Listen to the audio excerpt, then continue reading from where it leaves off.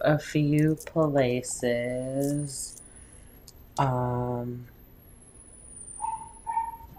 Damn, excuse me, I definitely did not sign into Instagram, so that's a womp for today. Whoops. Whoops. I'm gonna pop some tags. Only got $20 in my pocket. Okay. Let's share this to our story.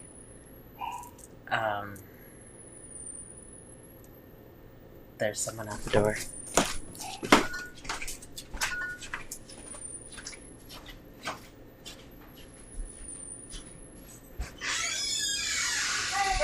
Hello. Oh, I came to the wrong house. Well, no, I'm just Oh, right. And these are her plans. Okay. I don't know if we need to come outside until she do her thing. I just didn't want to, you know what I'm saying?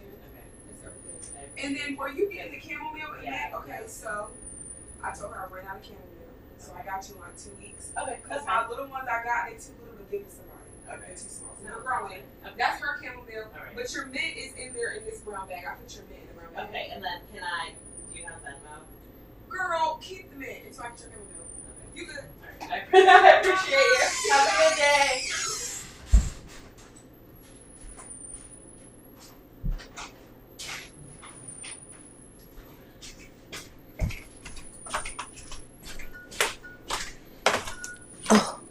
Okay, sorry. Our plant lady just dropped off some chamomile and some mint. Hold on, because now I'm distracted. Not really. Okay, there we go. There's that. Let me close this out. And then, what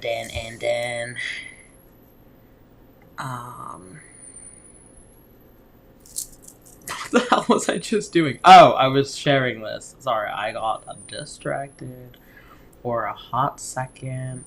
Let's get back on track to sharing this to some things. Let's go to the garden.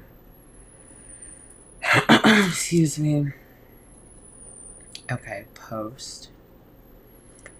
And then let's see, switch that. Tell me how funky is your chicken now? Can you do it?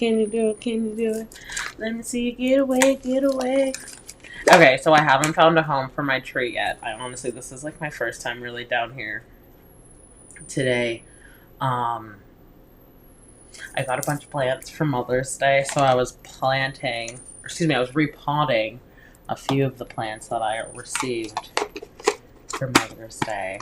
But I do have a vision for this. I think I want to push it back. I don't think I'm going to have it on this main table. I think I'm going to have it set up on its own little table back here. Like around here, even if I like move this over again and maybe cover this. I don't really need that exposed. I needed a lighter to light the candles. Damn.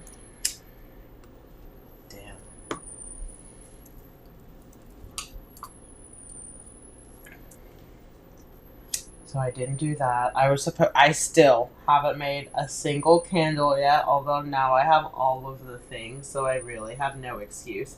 But tomorrow, on Mondays, I usually have therapy, but she canceled. So maybe that's what I'll do tomorrow after I drop the kids off from school. I'll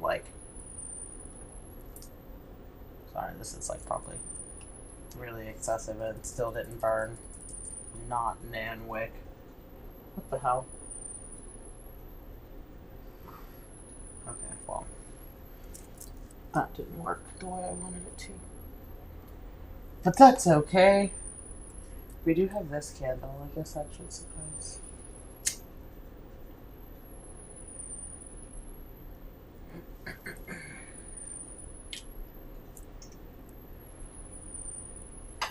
Oh no.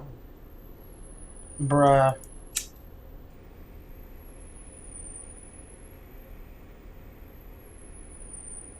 These candles are womp womp. Bitch, if you would have made your own, you wouldn't have had this issue. Okay, whatever. We've got one candle going. We've got the incense going.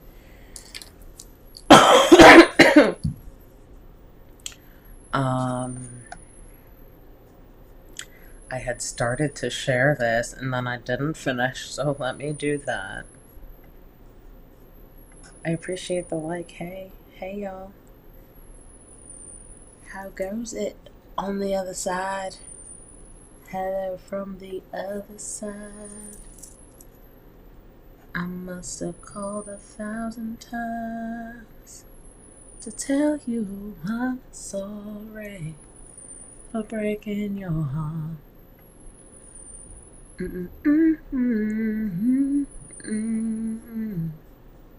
Seem to be home. Hello from the outside.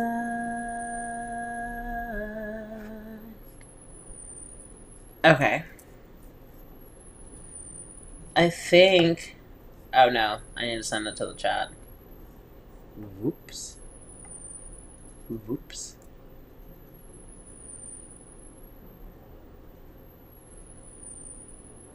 Yep. Okay. I did that. So I'll wait a few more minutes to see if anyone filters in. Don't forget to say something to me in the comments, so that way, if you are an MJ's Garden member, I can give you your raffle ticket that will be drawn at the end of the month. Last month, no one claimed, so make sure you guys are keeping your tickets, because I'm not, unless it's the virtuals, I'm not keeping contact. I'm not keeping track, excuse me. So make sure that you do have your ticket. That way, when we pull it, if a number does come out and it's not your name, you'll have your ticket number. The ticket number is very imperative to winning the raffle. Very imperative. Very, very, very imperative to winning the raffle. You definitely need to have your raffle ticket. How was everyone's Mother's Day? What did everyone do? What did everyone get? How is everyone? Let's say it's Friday. But it's not Friday. That's that song, though. It's Friday, party and yeah. I was just hoping to maybe a little appetizer before. Hi, friend. How are you?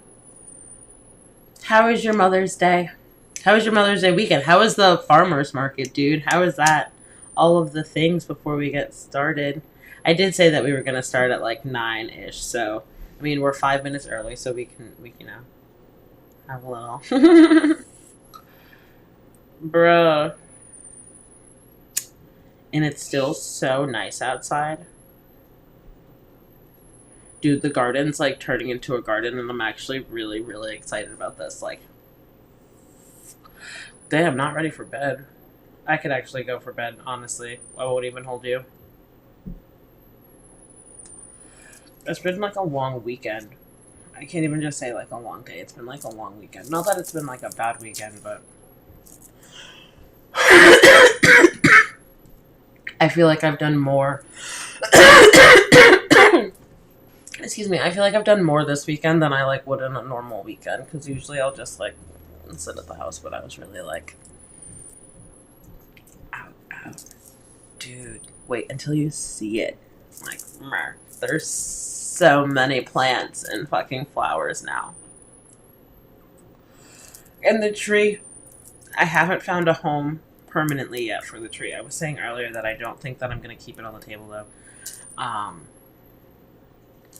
think I'm going to, like, move it back so it's not, like, I don't know. Dude. Literally, April showers bring May flowers. It's like it rained for a while, and this can be taken, like, metaphorically, if that's the right word, or, like, the word verbiage that I'm looking for, excuse me.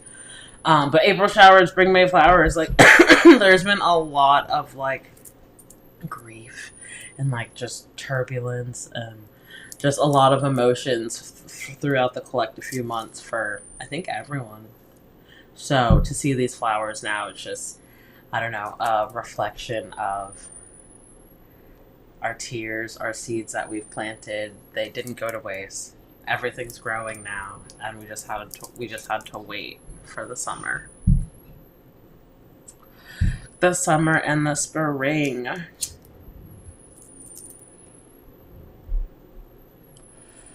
But I went to so there's a flea market like literally down the street from my house that we've never gone to. We've driven by it like every day. I drive by it every day. But we decided to go today, and I'm so glad that we did. There's a spiritual shop in there. Well, there's two. But the one that I really liked is like when you first walk in, and I need to go back. We need to go back collectively. We need to take a PGST fucking field trip one Saturday morning and go. Because that shit was fucking...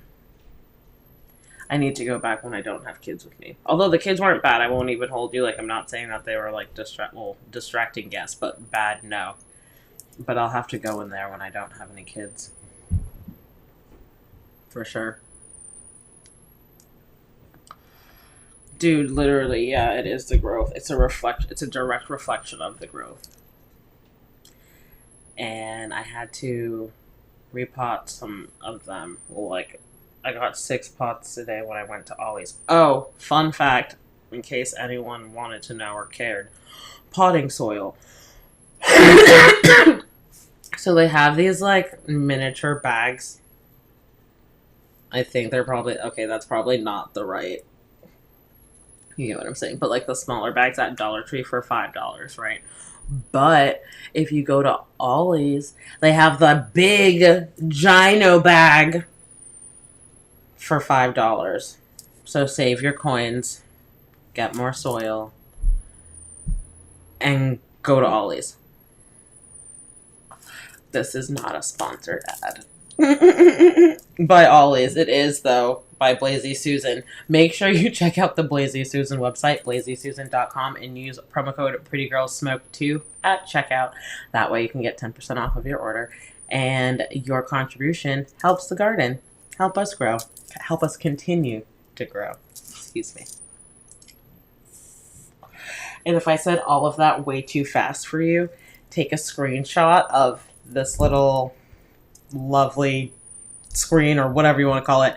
But the barcode right there, if you scan it, you can get the links to all of our things. So our Facebook, our Amazon storefront, Blazy Susan's link.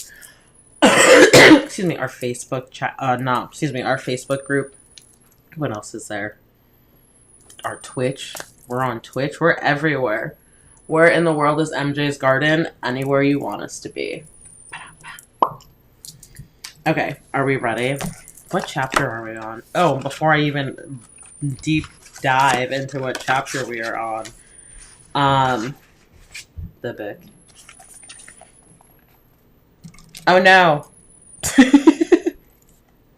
Imperfect by Kat Sordia. All rights reserved, including the right to reproduce this book or any portions thereof, in any form whatsoever without written permission, except in the case of brief quotations embodied in critical articles or reviews. This is a work of non-fiction regarding true events. To protect the privacy of some of those depicted, names and identifying characters were modified. The dialogue was recreated from the author's recollection of events. This book contains mature content that may be difficult for some readers, including substance abuse, alcohol use, and sexual violence. Reader discretion is advised. I think it is chapter 5.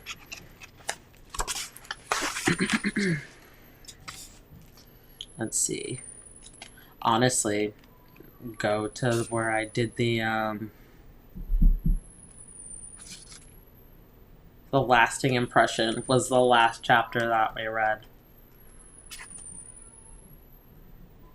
Was it? Yeah, because I did the... Yep, okay. So the darkest hours is the next chapter that we are going to embark on, and that is on page 69.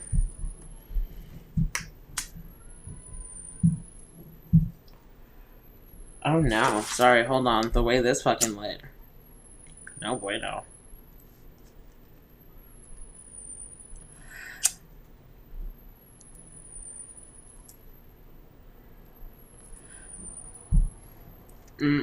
Scooby snack. Sorry. These blunts, boy.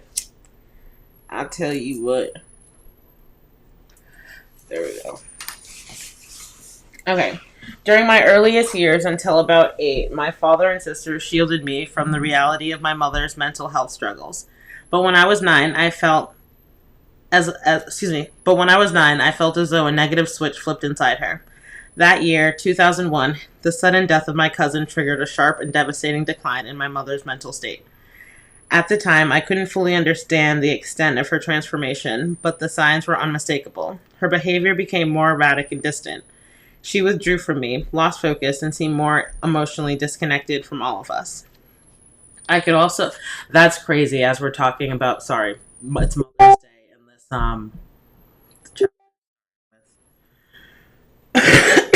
excuse me, with her mama. Oh my goodness. Hold on. Let me X this out. So. Okay. I could also sense that her profound deterioration drove my father and sisters further away. Over the years,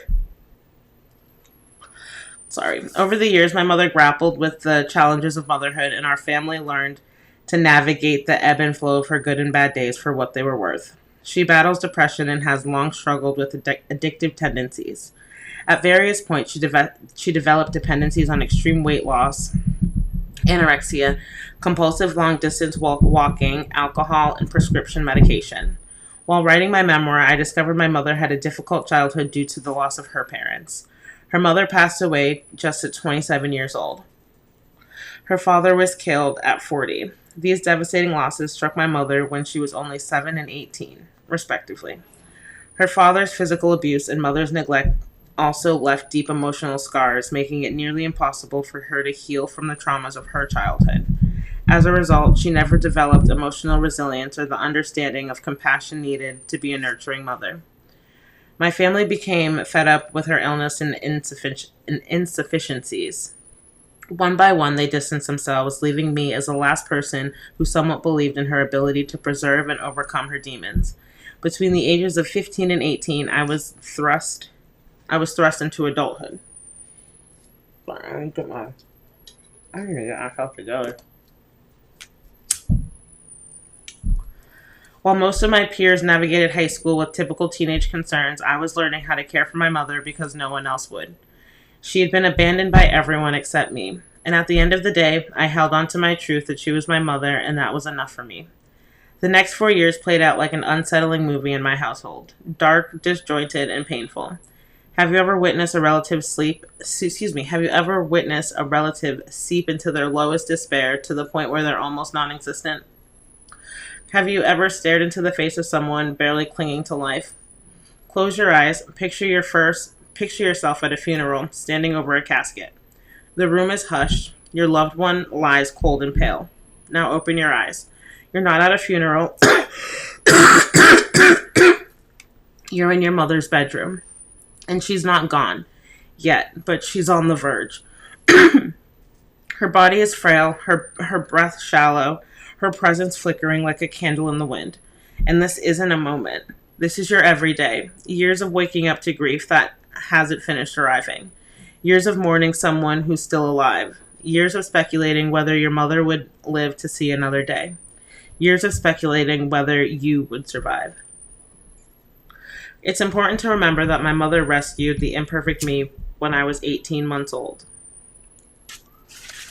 Now, it was my turn to repay the favor and help rescue her. My mother was instrumental in keeping my light bright at a young age, and now it was up to me to ensure her light was restored.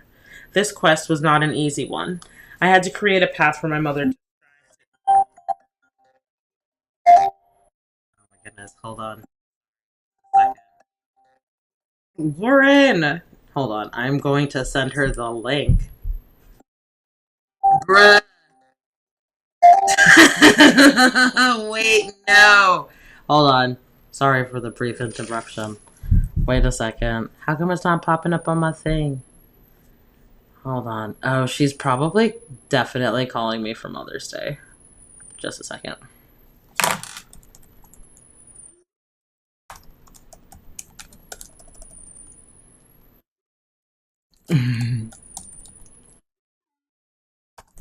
uh,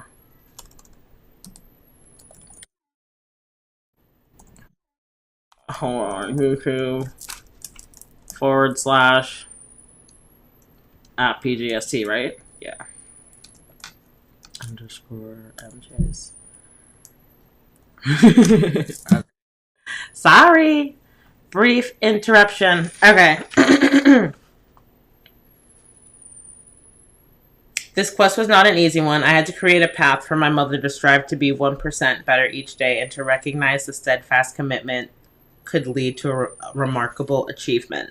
In high school, I started to rebel a bit. What teenager doesn't? I grew tired of being in special education classes. The environment was nothing like the classrooms I had experienced in elementary or middle school.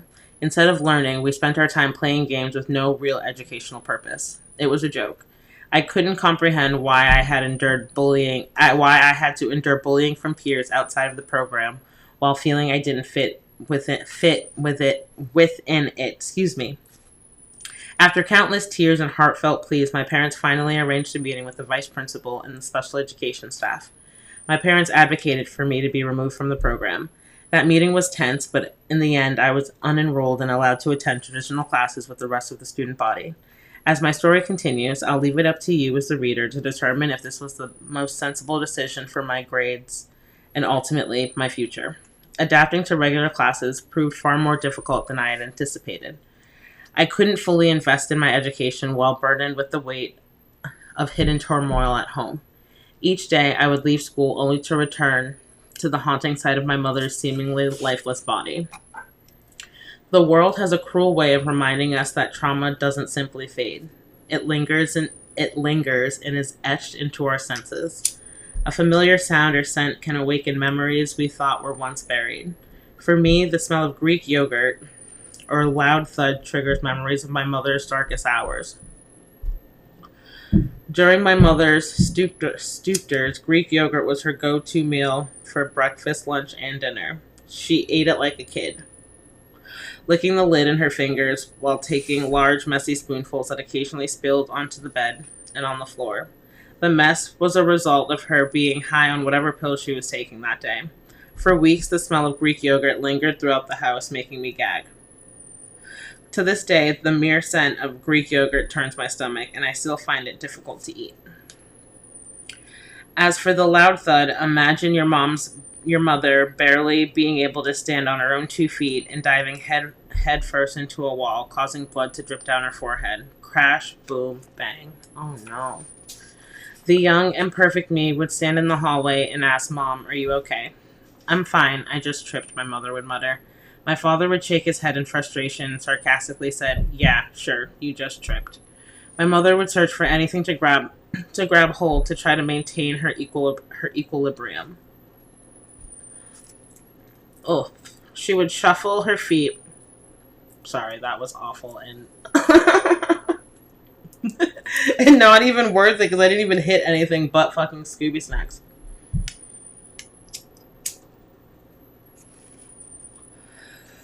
Oh, let me see. She would shuffle her feet, swaying back and forth because she would be so far gone in her stupor that she had no stability. There were even times she crawled on the floor like a toddler with glassy eyes and unkempt hair to get around the dark. In the dead of the night, I would keep my bedroom door cracked open to make sure she was okay.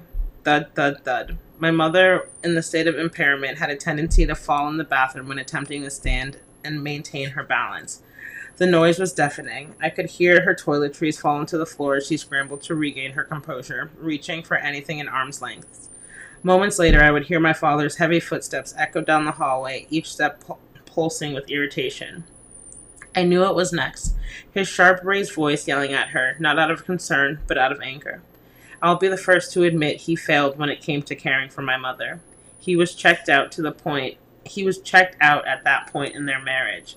My dad only had patience and my dad had only had so much patience and had grown tired from the countless years of my mother's drama and turbulent tendencies. I believe there are many of us who lack the skills, education, and knowledge required to recognize and comprehend someone's mental health illness. He coped with her by lashing out at her verbally. I can't say that I blame him. She can be quite difficult to deal with. When frustrated, he would raise his voice and hurl insults at her. Look at yourself. Do you think Kat wants to see you like that? Like this? Pathetic, he would say. Then he would bend down behind my mother, slide his arms under her armpits, and lift her with care back to bed. They would often exchange curse words because my mother would mumble something under her breath, and my father, already on edge, would snap at the slightest provocation. Excuse me.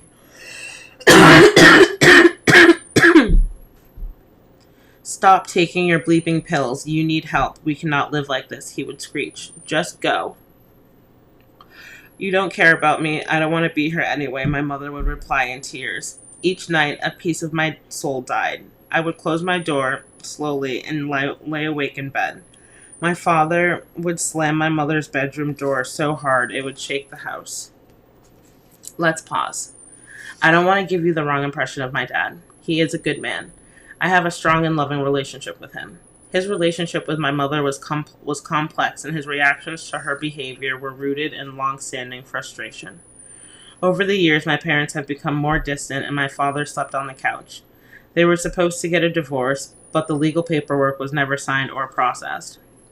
My father could never really divorce my mother anyway because he's a religious man who believes a marriage is a union for life, for better or for worse. Samantha was 16 and I was 13 when our parents sold our childhood home. This was my mother's undertaking. She then asked my father to move out and he moved in with relatives. He couldn't afford child support, so my mother received all of the money from the sale of the house and assumed responsibility for raising us. The money was quickly drained from my mother's account by purchases of mysterious pills and shopping at QVC.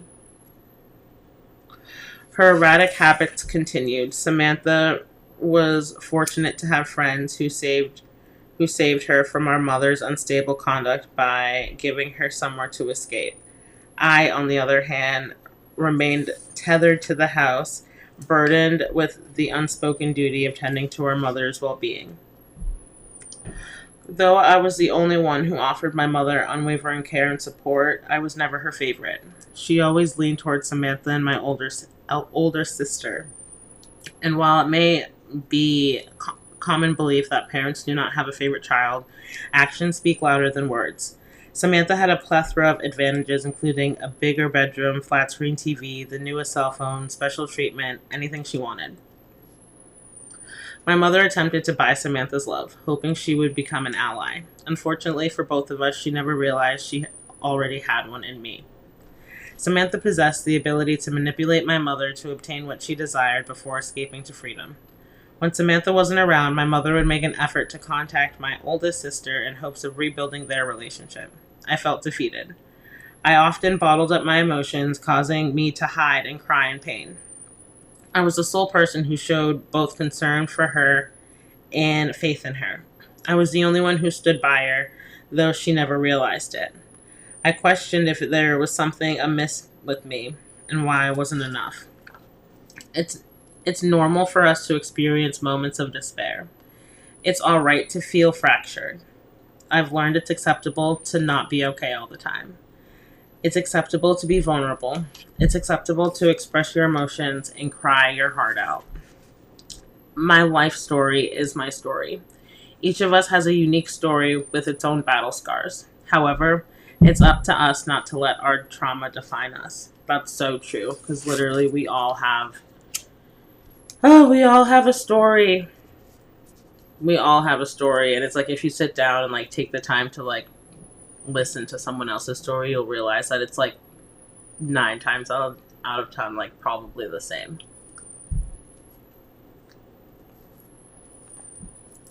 Okie dokie, sorry. My little sidebar tangents. In high school, the athletic department became my sanctuary, a place where I could belong despite my disability and inability to make a team. Thanks to the athletic director, I was introduced to several coaches who oversaw the women's basketball, soccer, softball, and lacrosse teams.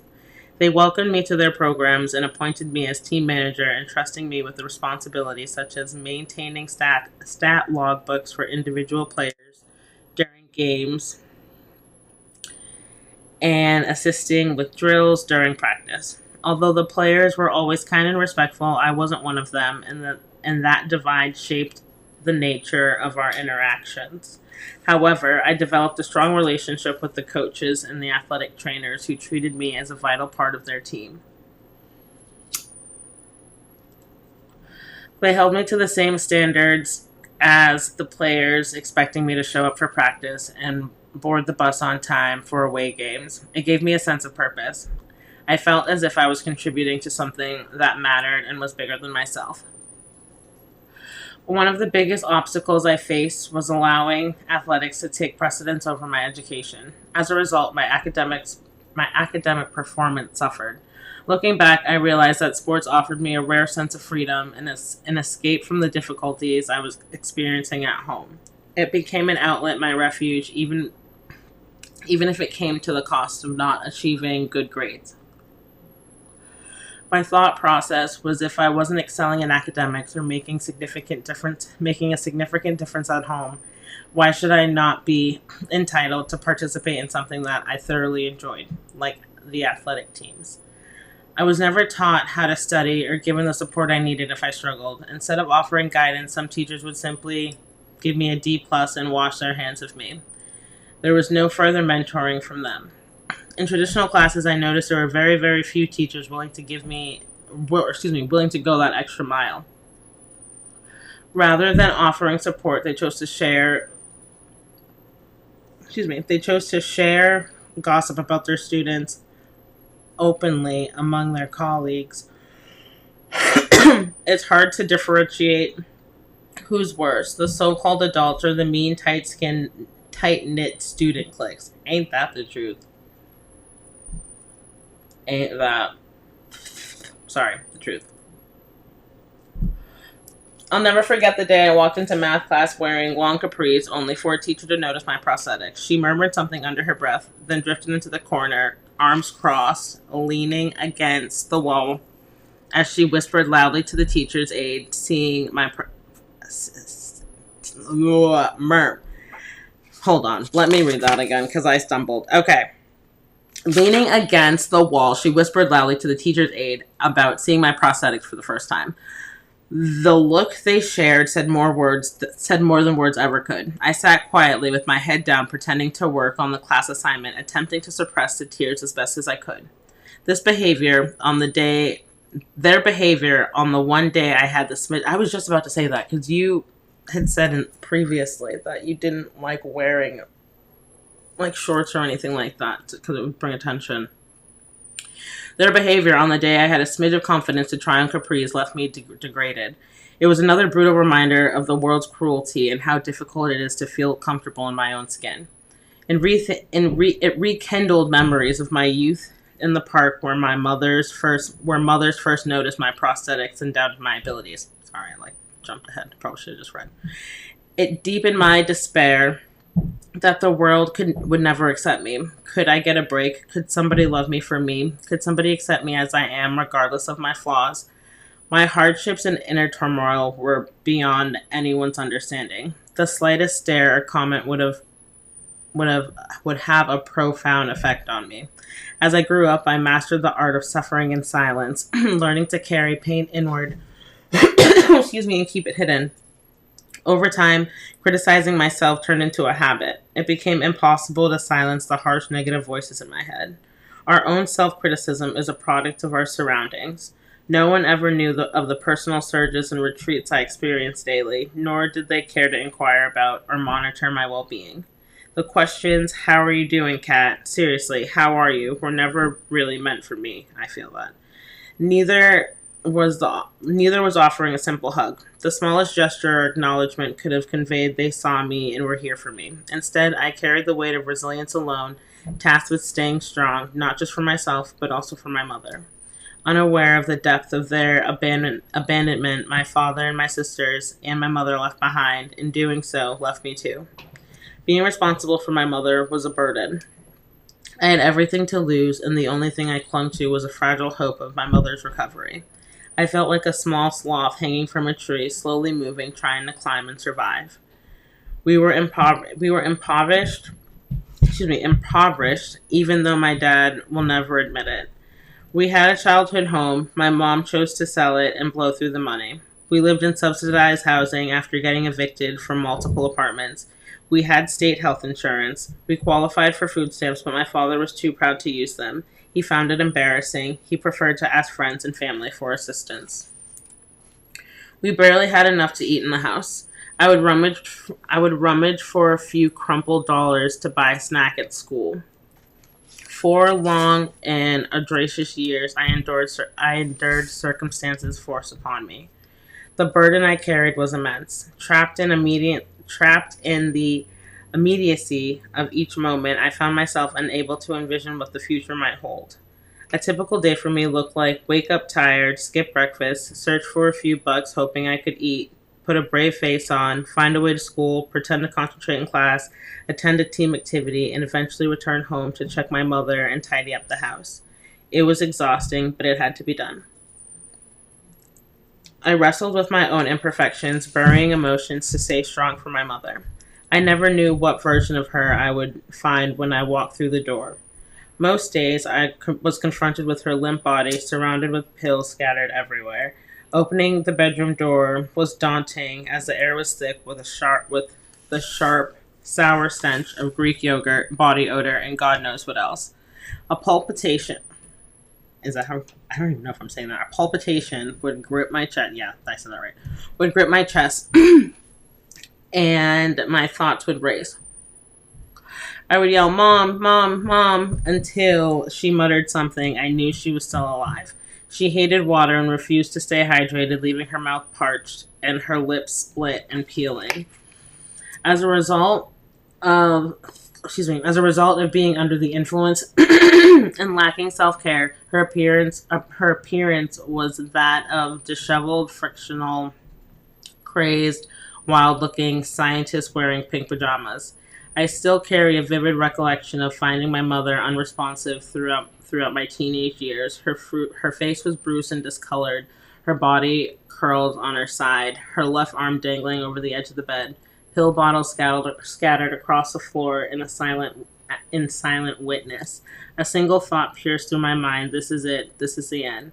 Tears blurred my vision as panic surged. I fumbled to call my dad. Had she finally pushed herself past the brink of no return? I collapsed in the chair in the living room, consumed by grief, unable to do anything but cry while waiting for my father to arrive. On his way, he dialed 911, but by the time he arrived, the ambulance was already there. I watched as the emergency personnel rushed into her room, their voices sharp and urgent, calling her name again and again, desperate to pull her back. Then came the moment I'll never forget. Paramedics wheeling her past me in the gurney, her body motionless, but with shallow breathing. Helplessness washed over me, leaving me numb. I felt as though the world had stopped moving, except for them carrying her away. As I reflect, I ask myself, why didn't I do more? Why wasn't I smarter? Why did I just sit there weak in tears? Maybe it didn't matter. Maybe there was nothing more that could have been done. My mom survived that crisis, but the hospital required her to enter rehabilitation. She spent many years moving in and out of different facilities. My dad and I were the only ones who visited her. Each rehab center presented its own challenges, and visiting was often difficult for me because the facilities housed a wide range of patients. Many were dealing with not only substance abuse, but also with other serious mental health disorders, which made the environment unpredictable and overwhelming. But I stayed strong and kept visiting her. Unfortunately, the vicious cycle never stopped. The ambulance became a familiar presence, almost as if they were on speed dial. She would overdose on pills. She would undergo another psychological evaluation in the emergency room, an experience she despised, convinced the physician who saw her time and time again had something against her. She would be transferred to a rehab facility. She would be discharged, come home, only to relapse once more. I was the parent. I never truly had a mother. I had a patient. At times, it felt as though I completed a residency, caring for her day after day. Perhaps I could have pursued a career in medicine because I had lived it. Over the years, I tried to reshape how others saw my mother, hoping to soften their judgment of her, even as I struggled how society perceived me. I can't say I succeeded, but I knew that I didn't want my mother to be defined by her illness or condemned by others. My hope was that she would just get better. Despite my efforts to care for my mother, she often directed her frustration towards me when her mood darkened or she sank deeper into her stupor.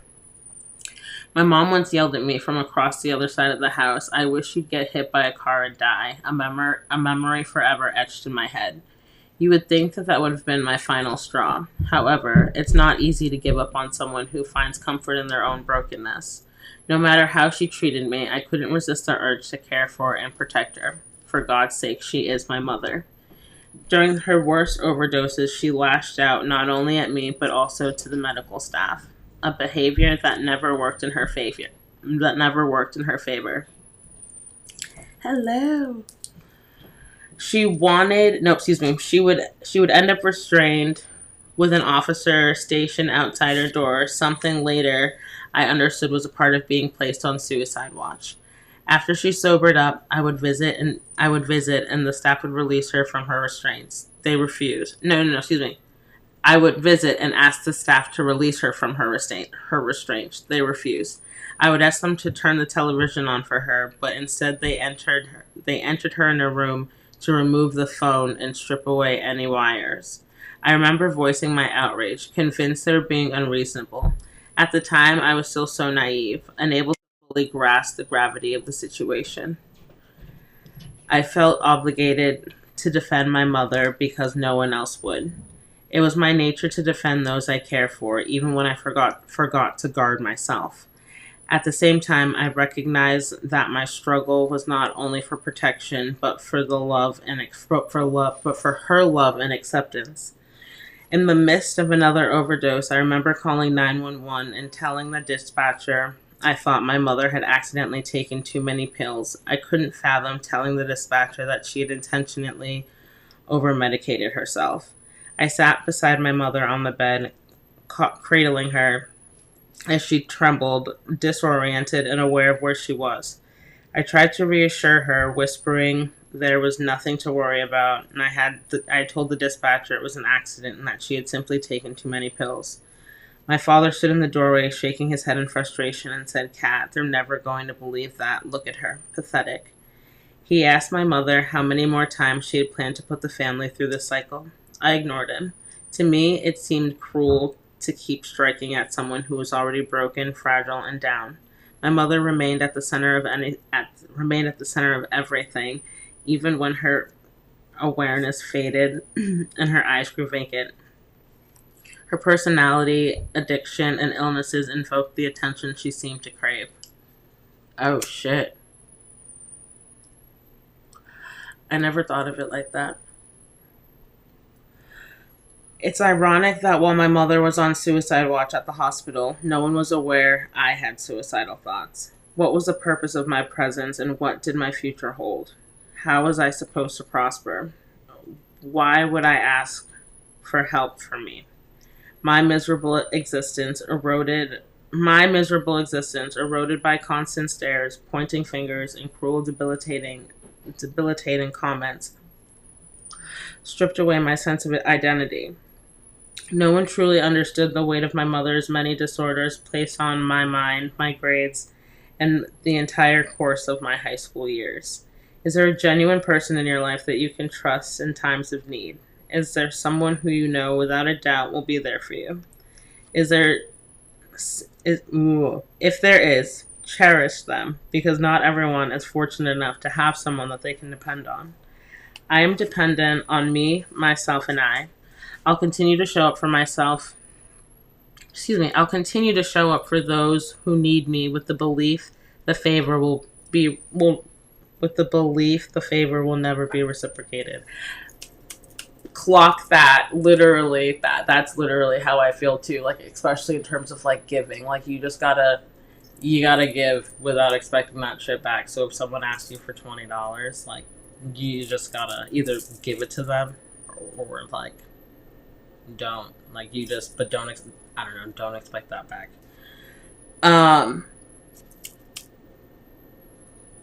I've come to terms with it, and I'm content with it. Sometimes it's easier to opt for peace.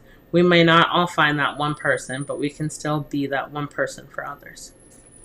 At the start of my junior year, I began thinking about a 4-year college. To my dismay, my guidance counselor implied that I was only not worthy. Who the hell was your guidance counselor? Sorry. To my dismay, my guidance counselor implied that I was only worthy of community college, which was fine for some, but I had higher aspirations. Her negative comments became the driving force behind my determination to improve my grades. Why is it always one asshole teacher? Like, if you don't like your job, then don't opt to become a teacher. Like, why are you? That's annoying. She never believed in my potential. It's paradoxical that for some who worked in education and are... See, we're on the same fucking wavelength. In education and was responsible for guiding students, she wasn't very proficient at it. She was no different than the countless others who doubted and underestimated me. With a single glance at my falling grades, she decided that she had me all figured out. To me, it was as though she should be fired for her lack of support because I wasn't her prized AP student. Really? How dare she? This woman got under my skin. Regardless of a student's academic records, counselors should actively engage in their education by offering encouragement, providing assistance, connecting them with resources, and instilling hope. After all, a true purpose of working in education is to nurture and empower the future leaders of tomorrow. Isn't that what it's all about? See? Yeah, we're literally on the same page. Because why go into the field? My guidance counselor dismissed me as insignificant, urging me to only do the bare minimum to make it to graduation. That's insane. That is absolutely insane. To judge superficially is to invite unfairness and to overlook the genuine value within a person. I did not take this moment lightly. I ignited my mental resilience. Whenever I found myself on the verge of defeat, I drew strength from God, who empowered me to fight back. My objectives became clear: to attend a 4-year college and prove my guidance counselor and anyone else who doubted my individual worth that no one should judge another or underestimate their will. I had to find my own pendulum balance. While writing my memoir, my mother expressed that she could have done better. My response was simple yet profound. She couldn't have done better. She couldn't have done better. One individual's illness is something that belongs to One individual's illness is something that belongs to all of us. And then the closing, like, little page, it says, hang in there, the imperfect you. You never know when your unwavering dedication and selflessness will be the guiding light for someone in need. Always remember, forgiveness is a gift you give yourself. So for the ink your thoughts, use the space below to write freely. Have you prioritized someone else's needs over your own? Was it a positive or negative experience? Did you lose part of yourself in the process? The second question is, can you recall a time when proving naysayers wrong became a source of motivation? Did you feel confident in yourself? Were you proud of yourself for standing strong? And then the last question is, have you ever felt abandoned? Where did it happen? Work, school, home, etc. Describe your feelings, explain your journey and through it. Insane that we read that on Mother's Day. Um, I wonder, I don't know. I keep going back to, I wonder if it was that generation. I should probably ask you how old your father is, just to like maybe like actually compare. But I just feel, I don't know what, like, why are they like that in terms of like not that, like, the empathy. I feel like a lot of that generation, the men just like lack that. I don't know. I could be wrong or just generalizing, but I don't know. What are your guys' thoughts? I appreciate you guys hanging out and reading that with me. Mother's Day. Mother's Day.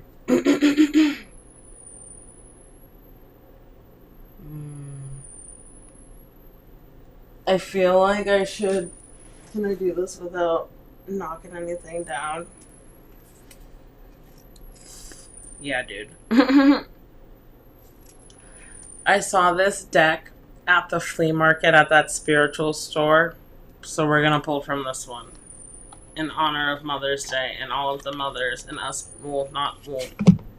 Some of us are mothers as well. Not all of us, but to the mother figures.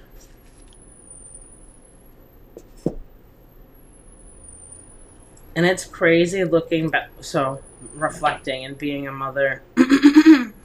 It's crazy, like our kids, they're gonna grow up one day and see just like how we hello, just like how we see. So just to be the best versions of us, you know, we have to. Because I don't want my kids to like be able to know I'm like going through, you know. I don't. I feel like it is that generation though. Because my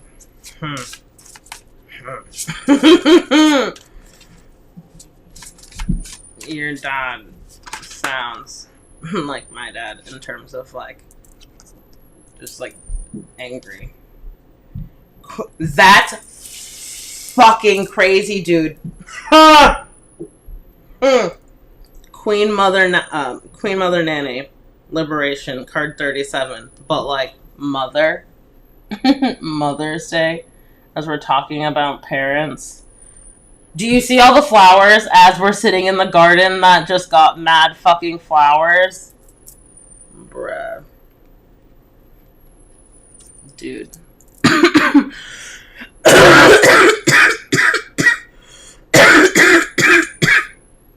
See? Dude, again, though, I feel like it's that I don't know. But I feel like, well, maybe, would it be that generation? Would it be all men? I don't want to characterize, but like, it has to start somewhere.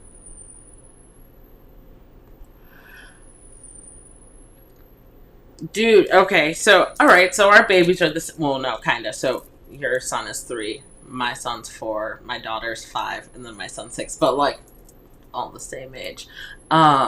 Yeah, I don't, that's, in terms of like the whole generational curses and like having to like break them, like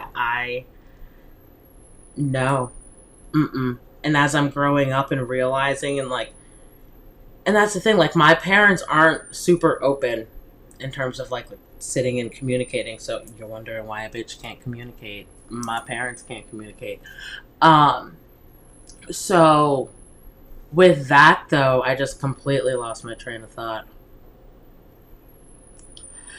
I feel, okay, I've been reflecting back and like thinking about it. Like my dad grew up in the time of segregation. So he, like just like Ruby Bridges, like how they integrated the schools, the same age frame. So my dad was one of the first to integrate schools in the South. He lived in North Carolina. So I feel like how he raised us and all of the things that were like, do like how I am now is because it's like post-slave. Hi, Love Bug. I'm Ashley. I'm assuming you are Cat's sister. Hey, love. Oh shit. Hey, Taylor. But so even just like not like stupid things, but like kind of stupid things, like but like driving and like looking out for cops. I've always been on the fucking like I don't even know why, like be able to just like spot them from like, and I feel like that's the hypervigilance though, because of my father back in the day, slave catchers, like they had to be, you know? So just like little things like that in terms, I don't know, just like their trauma that they endured, like I feel like, you know, but it's just like if you are able to nip it, or if you're, no, not even nip it, if you are able to identify it, then you can nip it. Because ain't no, like what? And then wondering why the fuck we're out here confused now. Like, no. Or people want to say, oh, why everyone, what is it called? Why is everyone being diagnosed with autism now? Because people are going to the doctor and realizing that something might be a little off. And there's nothing like there. I went to go get tested or evaluated. I mean, it took me 34. I'm 34, but I feel like the evaluation said that shit was from childhood. I'm pretty sure my father's autistic. Like, maybe if it was identified earlier, I wouldn't, you know, shit wouldn't have, I don't know. See? I'm telling you. I feel like that's why. Okay, hold on. Distracted. Card 37, Queen. Dude, I feel like that's why I can't do arguments or confrontation. Like, if anyone starts yelling at me, I instantly shut down. And that is because when growing up, when I would get yelled at, if I were to try to say anything back, that's me talking back. So, like, and I mean, I know that I'm an adult and, like, I'm not obviously, like, talking to my father. Like, I can, like, but I still, no, nope. I still clear as day, just shut the fuck down. Like, I mean, I'm trying to use my throat chakra. I'm trying to get better. But, like, nah, that shit fucking sticks with you. And don't let anyone tell you fucking different. It literally will, like, mold. Will mold you. But let's see. Okay, 37. Distracted. Goddess of Liberation. That's funny because my mother is from Jamaica. Okay. Goddess of Liberation, Temple of Queens, element fire. Queen Mother Nana. But it's not Nana, it's Nani. Well, I don't even know. I'll say Nani, because I would say Nana. So Queen Mother Nana, and I say Nana again. Fuck. Queen Mother Nani of Maroons was a spiritual leader, military strategist, and revolutionary. This Ashanti healer was brought to Jamaica in chains and escaped to lead rebellions. Nani helped to free over 800 enslaved people. Break free. Your dreams hold the power and keys to your liberation. You are the freedom itself. Rise up. You deserve to feel free. What do you imagine for yourself? Daring to manifest your dreams is a part of personal liberation. Find your own personal liberation codes in your soul's unspoken desires. Life is too short to live within someone else's story. This is insane, coming right after the chapter that we just read. Whew. Divine blessings and magic are on your side. Enjoying your freedom fully is the best gift to your ancestors. My dreams empower me. Bruh. Damn, dude. And 37. 3 plus 7 is 10. 10 equals change. Whew. On Mother's Day. It's a lot to process.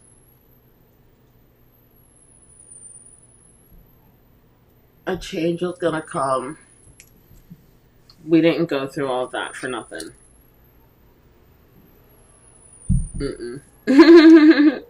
We didn't go through all of that for nothing, and if we were blessed with our own offspring, we're not gonna continue. That stops with us. It's not gonna continue with us. It can't. Fuck, dude.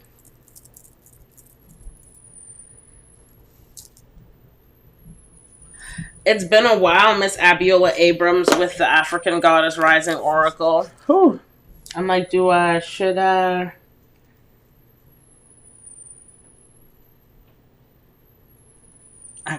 We could. Let's spice it up a little bit. Okay, so that was from the African Goddess Rising Oracle.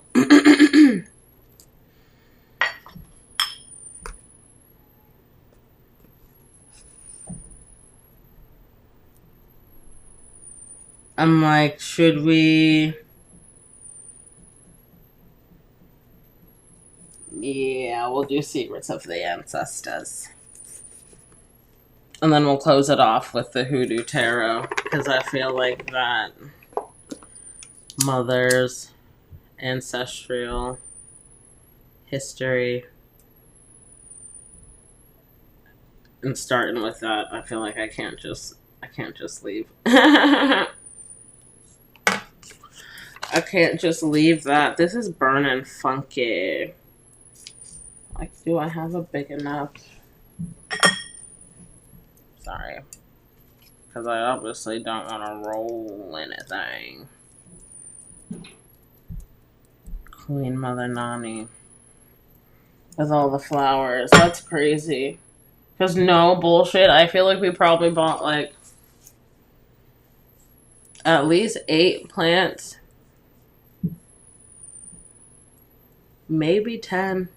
That'd be crazy if it's 10. I'll check before I go up. That'd be wild if it was 10. But let's see. Let's see. Queen Mother Nani. 10. Oh no. Oh my goodness. If you see the way... Oh, you can't see. But the incense, it like... Oh, damn. It burned, but the ash didn't ash. If that makes sense. It just all gathered up. These incense are so suspect. I think I got them from the dollar store. So don't do that. They suck. I've been burning the same stick now, I feel like, for like... days. And it hasn't. It just stops.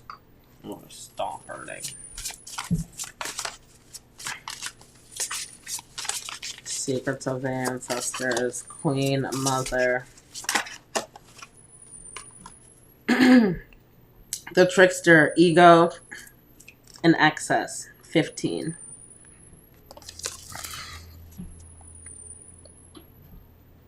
Okay, can't even really see it.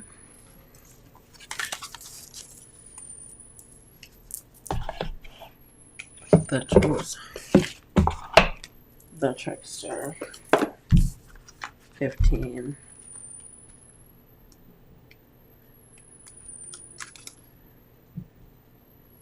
Are you... That's... Bruh. Okay. Are you or someone around you making unhealthy Are you or someone around you making unhealthy choices?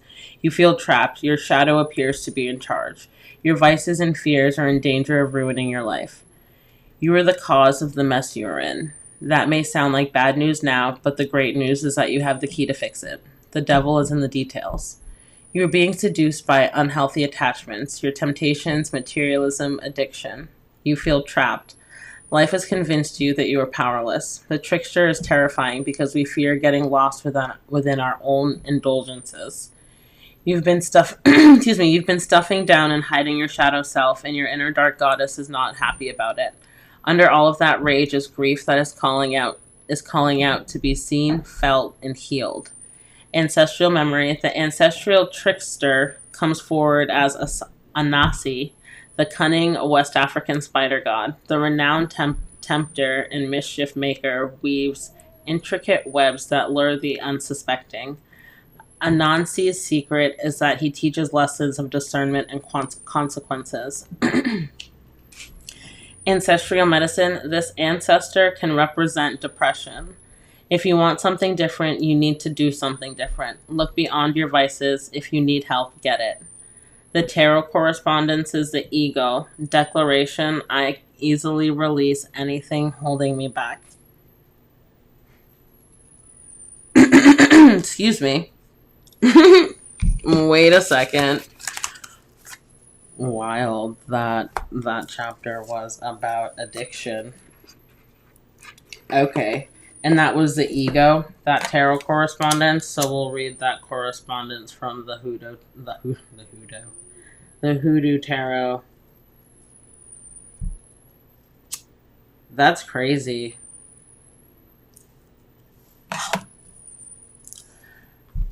Okay. Last pull. Well, not even really pull, but reference point. The ego.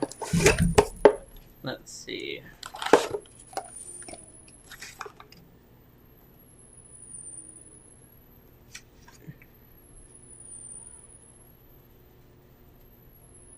Is it not? I need a dollar.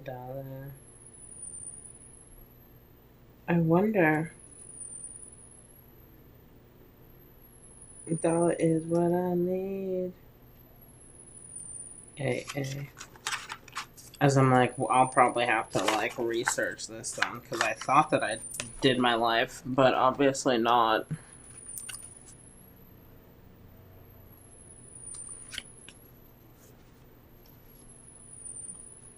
I wonder, that would probably be... Honestly, I want to say it would be...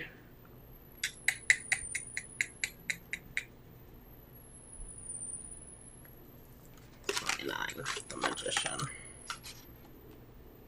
I'm feeling that it is. Okay. If truly, I tell you, if you have faith as small as a mustard seed, you can say this to a mountain. Move from here to there, and the move. Nope.